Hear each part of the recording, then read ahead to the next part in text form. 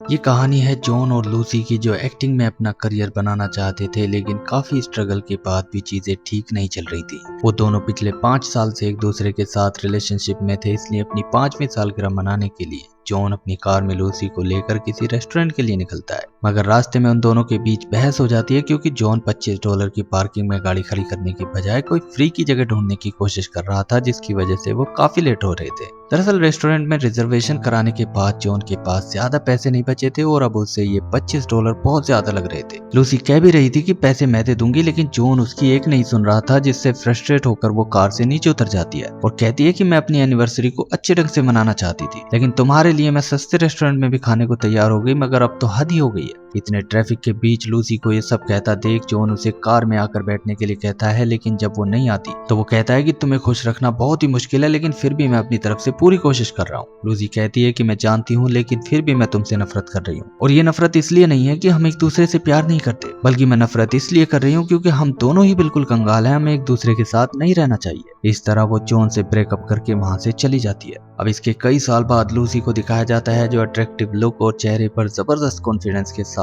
New York में अपने office के लिए निकल जाती है। उसने एक्टिंग छोड़ दी और अब वो न्यूयॉर्क की एक मैच मेकिंग एजेंसी में जॉब करती है, जहां उसका काम है अपने क्लाइंट्स के लिए एक अच्छे पार्टनर की तलाश करना, उन्हें आपस में मिलवाना, साथ में डेट पर भेजना और आखिर में उनकी शादी करवाना। वो अब तक 8 शादियां करवा चुकी है, लेकिन उसकी जो फेवरेट क्लाइंट सोफी है, वो किसी के साथ सेटल नहीं हो पा रही है। पिछली 2 बार वो किसी को रिजेक्ट कर चुकी है, लेकिन तीसरी बार वो जिसके साथ डेट पर गई थी उसी ने उसे रिजेक्ट कर दिया, जबकि उसे वो आदमी बहुत पसंद आया था। लूसी उसे यकीन दिलाती है कि जल्द ही वो उसके परफेक्ट पार्टनर से उसे मिला कर रहेगी। इसके बाद लूसी को उसकी कराई जाने वाली 9वीं शादी में दिखाया जाता है, जहां वो कुछ हाई क्लास सोसाइटी की औरतों को बता रही थी कि वो कैसे एक अच्छा पार्टनर ढूंढने में लोगों की मदद करती है। एक ऐसा पार्टनर जो 2, 4 या 10 साल के लिए नहीं, बल्कि मरते दम तक आपके साथ रहे, बुढ़ापे में आपकी देखभाल करे और कभी आपको छोड़कर न जाए। उसकी ये बातें उन औरतों को बहुत अच्छी लगती हैं और उनमें से कुछ तो लूसी को अपना कार्ड तक दे देती हैं। इसके बाद दूल्हे का जो भाई हैरी था, वो लूसी से मिलकर उसकी तारीफ करता है और कहता है कि जब तुम उन औरतों से बात कर रही थी तब मैं तुम्हें ही सुन रहा था, तुम्हें बिजनेस की बहुत अच्छी समझ है, तुमने अपनी बातों से उन औरतों को अपना कार्ड तुम्हें देने के लिए मजबूर कर दिया। फिर वो उससे पूछता है कि एक मैच मेकर होने के नाते तुम प्यार के बारे में तो बहुत कुछ जानती होगी। लूसी कहती है कि मैं डेटिंग के बारे में जानती हूँ। डेटिंग बहुत ही मुश्किल और रिस्की काम है, क्योंकि इसमें फेल होने के चांस बहुत ज्यादा होते हैं, और जब कोई डेट फेल होती है तो किसी एक को दर्द भी बहुत मिलता है। वो कहती है कि प्यार का क्या है, प्यार तो बिल्कुल आसान है, इसमें किसी को कुछ नहीं करना पड़ता, क्योंकि जब ये होना होता है तो बस हो जाता है। अब हैरी क्योंकि सिंगल था, इसलिए लूसी उसे भी अपना क्लाइंट बनने का ऑफर देती है और उससे बात करके पता लगा लेती है कि अपने भाई की तरह ही उसका भी अपना खुद का एक बिजनेस है और वो एक बहुत ही अमीर आदमी है। मगर हैरी लूसी को अपने लिए कोई डेटिंग पार्टनर ढूंढने के काम पर लगाने की बजाय उसी के साथ डेट पर जाना चाहता था, इसलिए वो बात को आगे बढ़ाने के लिए उससे पूछता है कि वो क्या पीना चाहेगी। लूसी अपने लिए कोक और हैरी के लिए बियर मंगवाने के लिए कहती है कि तभी उसके इतना कहते ही एक वेटर कोक और बियर उनकी टेबल पर लाकर रख देता है। हैरी ये देखकर हैरान रह जाता है कि इतनी जल्दी वो वेटर लूसी की फेवरेट ड्रिंक कैसे ले आया। अचानक उस वेटर को देखते ही लूसी खड़ी होकर उसके गले लग जाती है और पूछती है कि कैसे हो जॉन। जॉन मुस्कुराते हुए कहता है कि अभी तो मैं काम पर हूँ, मगर डिनर के बाद मैं बाहर तुम्हारा इंतजार करूंगा। ये कहकर वो अपने काम में लग जाता है। डिनर के बाद लूसी बाहर आकर जॉन से मिलती है, तो सबसे पहले वो उससे उसके काम के बारे में पूछता है कि जिनकी उसने आज ये शादी कराई है उन्हें उसने कैसे मिलाया। लूसी बताती है कि दोनों का सेम इकोनॉमिक बैकग्राउंड था, एक जैसा पॉलिटिकल ओपिनियन था, अट्रैक्टिवनेस में भी दोनों एक जैसे ही थे और दोनों ही अमीर खुशहाल परिवारों से आते थे। जॉन कहता है कि अच्छा, तो ये बातें मैच करनी चाहिए एक दूसरे का सोलमेट होने के लिए। वो उससे पूछता है कि ऐसे तो हम दोनों ही गरीब परिवारों से आते हैं और हम दोनों ने एक ही पार्टी को वोट दिया था, तो क्या हम सोलमेट हुए। इस बात पर लूसी कोई जवाब नहीं देती और पूछती है कि तुम्हारी एक्टिंग कैसी चल रही है, जिस पर जॉन कहता है कि अगर सही चल रही होती तो क्या मैं यहाँ तुम्हारे सामने शर्मिंदगी महसूस कर रहा होता। जिस पर लूसी कहती है कि जॉब करने में कैसी शर्मिंदगी। अब वो उससे कहती है कि मैंने तुम्हें मिस किया, लेकिन जॉन कहता है कि इतने सालों में तो तुम्हें मेरा चेहरा भी ठीक से याद नहीं रहा होगा, मिस करना तो दूर की बात है। वो उससे पूछता है कि क्या वो किसी को डेट कर रही है, जिस पर लूसी मना कर देती है, तो जॉन भी अब कहता है कि मैंने भी तुम्हें मिस किया। आखिर में वो उससे पूछता है कि क्या मैं तुम्हें अपनी कार में तुम्हारे अपार्टमेंट तक लिफ्ट दे सकता हूँ। लूसी यहाँ करके पार्टी में चली जाती है और हैरी को अपना कार्ड देते हुए कहती है कि अगर वो किसी को डेट करना चाहे तो उसकी मदद ले सकता है। हैरी कहता है कि अगर तुम मेरे साथ डांस करो तो मैं जरूर कॉल करूंगा। ये सुनकर लूसी उसके साथ डांस करने लग जाती है, तो इस दौरान वो कहता है कि मैं तुम्हें कॉल तो करूंगा, लेकिन तुम्हारी मदद लेने के लिए नहीं। लूसी समझ जाती है कि वो उसे ही डेट करना चाहता है, इसलिए वो हंसने लगती है। लेकिन इस बीच जॉन उसे देखते हुए अंदर आ जाता है और उसे हैरी जैसे अमीर आदमी के साथ हंस हंस कर डांस करते हुए देखकर उसे बुरा सा लगता है। अब शादी के बाद वो लूसी को अपनी उसी पुरानी कार में लेकर चल देता है, जहाँ रास्ते में काफी देर की खामोशी को तोड़ते हुए लूसी उससे पूछती है कि क्या वो अभी भी अपने उन्हीं दोनों रूममेट्स के साथ उसी किराए के घर में रहता है। जॉन बताता है कि उस घर की हालत अब पहले से भी ज्यादा खराब है, लेकिन किराया ज्यादा न होने की वजह से वो उसी घर में रहता है। अब लूसी जॉन के साथ अपने उसी आखिरी मुलाकात को याद करने लगती है जिसके बाद वो उसे छोड़कर चली गई थी। जॉन पूछता है कि क्या बात है, तो लूसी बात को घुमाते हुए कह देती है कि अपने प्ले में मुझे जरूर इनवाइट करना। इसके बाद अपने अपार्टमेंट के सामने कार से उतरकर लूसी जॉन से अंदर आने के लिए भी पूछ लेती है, जिस पर जॉन कहता है कि मैं आना तो चाहता हूँ पर मुझे आना नहीं चाहिए। लूसी भी दोबारा नहीं कहती और घर छोड़ने के लिए थैंक्स कहकर अंदर चली जाती है, जिसके बाद जॉन भी वहाँ से निकल जाता है। इसके बाद लूसी फिर से अपने काम में लग जाती है, जहाँ पता चलता है कि उसका काम इतना भी आसान नहीं था।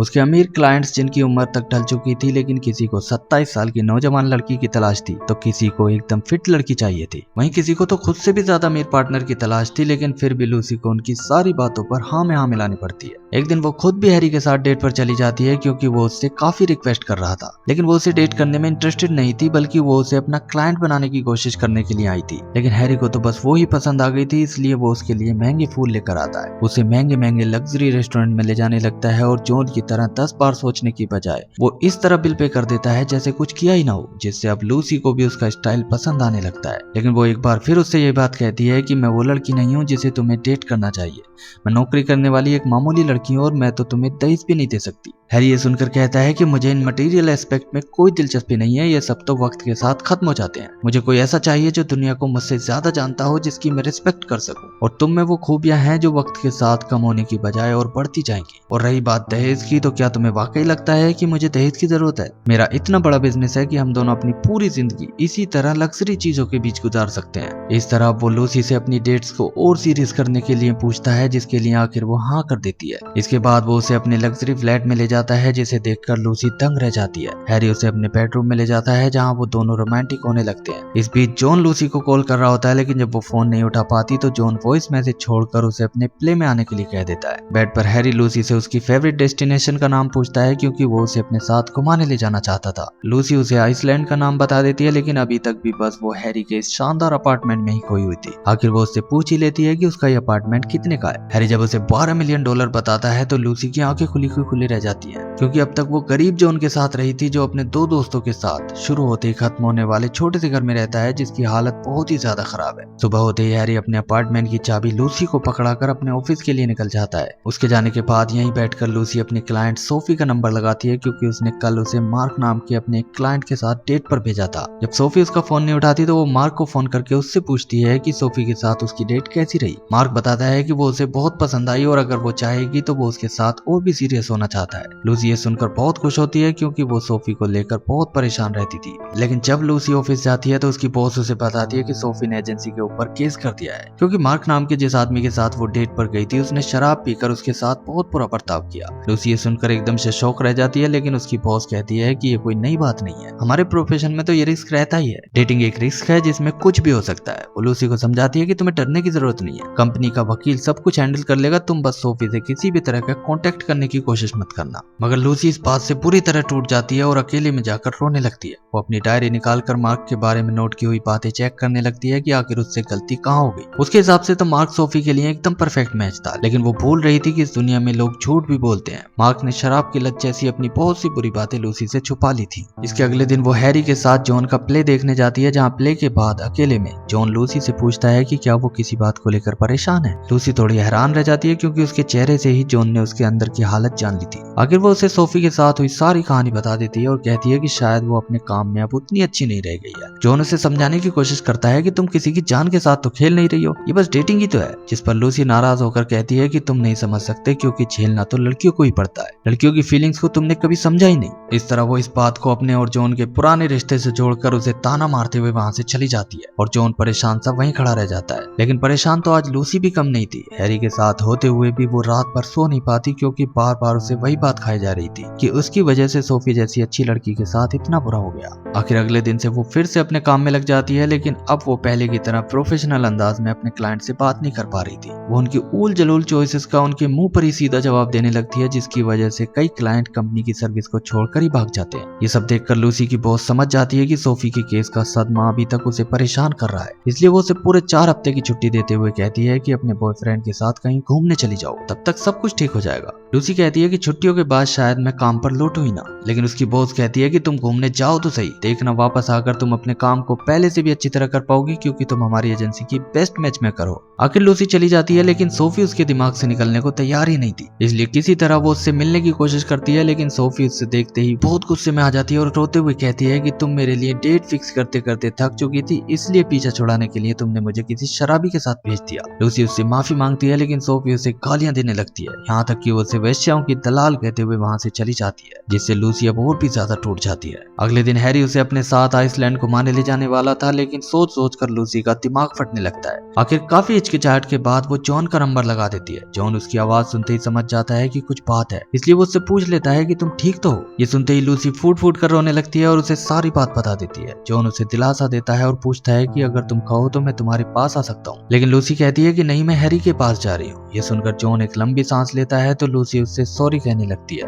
लेकिन जॉन कहता है कि किसी भी बात के लिए सॉरी कहने की जरूरत नहीं है, तुम जब चाहो मुझे अपने दिल की बात बता सकती हो, मैं हमेशा रहूंगा यहाँ सुनने के लिए। इसके बाद लूसी हैरी के पास चली जाती है। यहाँ जब वो नहा रहा होता है तो उसे उसके सामान में एक अंगूठी दिख जाती है। वो समझ जाती है कि आइसलैंड की ट्रिप के दौरान वो उसे शादी के लिए प्रपोज करने वाला है। ये देखकर वो एक गहरी सोच में पड़ जाती है और काफी रात तक उसे नींद भी नहीं आ पाती। बाद में हैरी जब ये नोटिस करता है और उससे पूछता है कि क्या बात है, तो लूसी कहती है कि मैं तुम्हारे साथ आइसलैंड नहीं जा सकती, बल्कि मैं इस रिश्ते को अब और आगे नहीं बढ़ाना चाहती। हैरी ये सुनकर एकदम से शॉक रह जाता है और परेशान होकर कहता है कि हम दोनों तो एक दूसरे के परफेक्ट मैच थे, फिर अचानक क्या हो गया, क्या मेरे अंदर कोई कमी है या मुझसे कोई गलती हो गई है। लेकिन लूसी कहती है कि ऐसी कोई बात नहीं है, बल्कि तुम तो एक परफेक्ट इंसान हो, लेकिन बात यह है कि ना तो मैं तुमसे प्यार करती हूँ और ना ही तुम मुझसे प्यार करते हो, हम दोनों एक दूसरे के साथ एक बिजनेस डील कर रहे हैं। हैरी कहता है कि शादी एक बिजनेस डील ही तो है, जिस पर लूसी कहती है कि हाँ तुम सही कह रहे हो, लेकिन मेरे हिसाब से शादी करने के लिए प्यार होना भी जरूरी है। लूसी की ये बातें सुनकर हैरी को गुस्सा आ जाता है और वो साफ कह देता है कि प्यार जैसी चीजें मेरी समझ में नहीं आती, प्यार के बारे में सोचते हुए भी मुझे इडियट जैसा फील होता है, प्यार नाम की ये चीज मुझे बहुत ही मुश्किल लगती है। लूसी उसके कंधे पर हाथ रखते हुए उसे समझाती है कि जिस दिन प्यार तुम्हारी जिंदगी में आएगा तो इससे खूबसूरत और आसान चीज भी तुम्हें कोई नहीं लगेगी। आखिर हैरी भी अब एक जेंटलमैन की तरह उसकी रेस्पेक्ट करते हुए इस ब्रेकअप को एक्सेप्ट कर लेता है और मुस्कुराहट के साथ उसे अपनी जिंदगी से जाने देता है। इसके बाद उसी खस्ताहाल घर में जॉन को सुबह सुबह अपने दोस्तों के साथ झगड़ते हुए दिखाया जाता है कि तभी दरवाजे की बेल बजती है तो बाहर से लूसी की आवाज सुनकर वो हैरान रह जाता है। वो जल्दी जल्दी तैयार होकर बाहर लूसी से आकर मिलता है। लूसी बताती है कि मैं आइसलैंड जा रही थी, इसलिए एक हफ्ते के लिए मैंने अपना अपार्टमेंट किसी को रेंट पर दे दिया था, लेकिन अब मैं नहीं जा रही तो सोचा कि एक हफ्ते तुम्हारे साथ रह लेती हूँ। जॉन को सोच में पड़ जाता है तो वह कहती है कि अगर तुम नहीं चाहते तो मैं किसी होटल में ठहर जाऊंगी। ये कहकर वो जाने लगती है तो जॉन उसे रोकते हुए कहता है कि घर की इतनी बुरी हालत है कि तुम 1 मिनट भी अंदर नहीं रुक पाओगी, इसलिए काम करते हैं मेरी कार से कहीं घूमने निकल जाते हैं, और किसी होटल में भी रुकना पड़ेगा तो मेरे लास्ट प्लेस से मुझे उतने पैसे मिल गए थे कि मैं मैनेज कर लूंगा।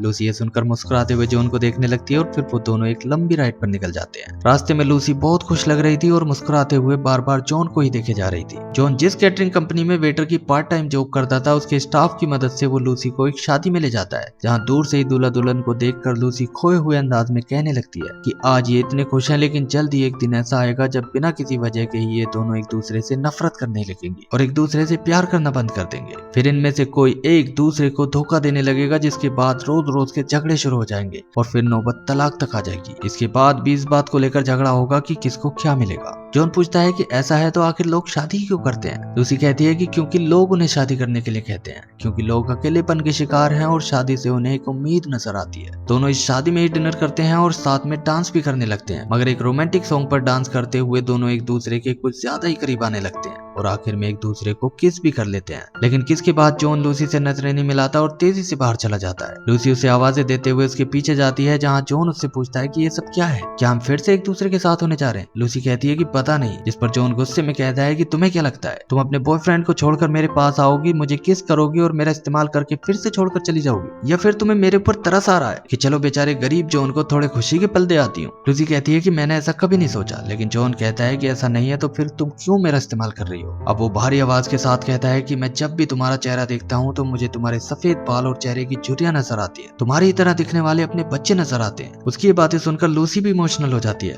लेकिन जॉन कहता है कि एक दोस्त होने के नाते मैं तुम्हें एक 37 साल के वेटर से शादी करने की सलाह कभी नहीं दूंगा जो अभी भी रूममेट्स के साथ रहता है। वो कहता है कि ना तो मेरे पास बारात लाने लायक पैसे हैं और ना ही मैं शादी के बाद तुम्हें वो सब दे सकता हूँ जो तुम चाहती हो। ये सब सुनकर अब लूसी भी कहती है कि तुम मुझे अपना बनाना ही नहीं चाहते, बल्कि तुम मुझे कब के भूल चुके हो, शायद इसलिए कि मैं एक अच्छी इंसान नहीं हूँ। हाँ, मैं जजमेंटल हूँ, मटेरियलिस्ट हूँ, लेकिन क्या एक अच्छी जिंदगी जीने की ख्वाहिश रखना गुनाह है? मैंने तुम्हें इसलिए छोड़ा क्योंकि तुम्हारे पास पैसे नहीं थे, बल्कि मैं तो अभी भी यही सोच रही हूँ कि तुमसे शादी करके मुझे अपनी पूरी जिंदगी तुम्हारे साथ उन्हीं थर्ड क्लास रेस्टोरेंट में जाकर खाना खाना पड़ेगा, तुम्हारी उसी खटारा कार में बैठना पड़ेगा, तुम्हारे साथ उसी गंदे से बेडरूम में रहना पड़ेगा और $25-25 के लिए तुमसे झगड़ना पड़ेगा। मैं आगे तक की सोच रही हूँ क्योंकि मैं ऐसी ही हूँ, इसलिए तुम झूठ बोलते हो कि तुम मुझसे प्यार करते हो। तुम मुझसे प्यार नहीं करते बल्कि नफरत करते हो, तुम मुझे अपना बनाना ही नहीं चाहते। ये कहकर वो अपनी कार के पास चली जाती है कि तभी उसके फोन पर उसी लड़की सोफी का फोन आ जाता है, जो कहती है कि मार्क मेरे घर के सामने खड़ा है और अंदर आना चाहता है, मुझे उससे बहुत डर लग रहा है। लूसी उसे समझाती है कि तुम गेट मत खोलना, मैं जल्दी वहां पहुंचती हूँ। उसकी बातें सुनकर जॉन जल्दी से लूसी को लेकर शहर में सोफी के घर के सामने पहुंच जाता है, लेकिन मार्क तब तक यहाँ से जा चुका था। अब लूसी अंदर चली जाती है और जॉन बाहर उसका इंतजार करने लगता है। लूसी को देखते ही सोफी उससे कहती है कि मुझे अकेले नहीं मरना, मैं चाहती हूँ कि ऐसी सिचुएशन में मैं तुम्हारी बजाय अपने हस्बैंड को कॉल करूँ। लूसी उसे गले लगाकर भरोसा दिलाती है कि उसे उसका प्यार मिलकर रहेगा। थोड़ी देर बाद वो बाहर आती है और जॉन से जाने के लिए कहती है क्योंकि आज रात वो सोफी के साथ ही रहना चाहती है। जॉन उससे कहता है कि तुमने पूछा था कि मैं तुमसे प्यार कैसे कर सकता हूँ, और इसका जवाब है कि तुमसे प्यार करना मेरे लिए सबसे आसान है। लूसी कहती है कि मैं भी तुमसे इतना प्यार करती हूँ जितना तुम सोच भी नहीं सकते। अब वो कहता है कि आज मैं भी तुम्हारी तरह आगे तक की सोच रहा था, तुमने दोबारा मेरी जिंदगी में आकर मुझे यह एहसास कराया है कि मैं भी खुश रहना चाहता हूँ और सिर्फ तुम्हारे साथ खुश रहना चाहता हूँ। इसलिए मैंने फैसला किया है कि अब से मैं केटरिंग की और ज्यादा शिफ्ट करूंगा और पैसे बढ़ाने के लिए भी कहूंगा। किसी अच्छे रेस्टोरेंट में जॉब के लिए अप्लाई करूंगा और एक्टिंग में भी जो काम मिलेगा उसे मना नहीं करूंगा। उसके इतना कहते ही लूसी का चेहरा खिल उठता है और खुशी में वो उसके गले लगकर उसे किस करना शुरू कर देती है। जॉन और भी कहता है कि अब मैं उस खस्ता हाल घर से निकलकर कोई ठीक ठाक सा अपार्टमेंट किराए पर लूंगा और अपनी खटारा कार भी बेच दूंगा। लेकिन लूसी इस पर कहती है कि कार मत बेचना, मैंने तुम्हें कभी नहीं बताया, लेकिन मुझे तुम्हारी उस कार में बैठना बहुत पसंद है। इस तरह दोनों खुशी से एक दूसरे के गले लग जाते हैं और इसके कुछ दिन बाद दिखाया जाता है कि काम के बाद जॉन डबल चिकन राइस खरीदकर लूसी से मिलने चल देता है। दूसरी ओर उसका इंतजार कर रही लूसी के पास उसकी बॉस की कॉल आती है, जो उसे बताती है कि एजेंसी का एक नया ऑफिस खुलने वाला है और कंपनी के बोर्ड मेंबर्स ने फैसला किया है कि तुम्हें इस नए ऑफिस का हेड बनाया जाए। लेकिन लूसी कहती है कि मैं तो कल अपना रिजाइन लेटर देने आने वाली थी। उसकी बॉस कहती है कि तुम्हें जो भी सैलरी चाहिए तुम्हें मिल जाएगी, इसलिए सोच समझकर फैसला करना। यहाँ उनकी बातों से पता चलता है कि उस लड़की सोफी को भी कोई पसंद आ गया है जो काफी अच्छा कमाता है और दिखने में भी अच्छा है। इतनी देर में जॉन भी वहां आ जाता है और एक फूल की अंगूठी बनाकर लूसी से कहता है कि क्या तुम मेरे साथ एक बुरा फाइनेंशियल डिसीजन लेना चाहोगी। लूसी को जॉन का उसे प्रपोज करने का ये अनोखा अंदाज पसंद आता है और वो हाथ आगे करके उसके प्यार की अंगूठी पहन लेती है। मूवी के आखिर में दिखाया जाता है कि जॉन और लूसी मैरिज रजिस्ट्रार के ऑफिस में बहुत ही सादगी के साथ शादी कर लेते हैं और इसी के साथ ये मूवी एंड हो जाती है।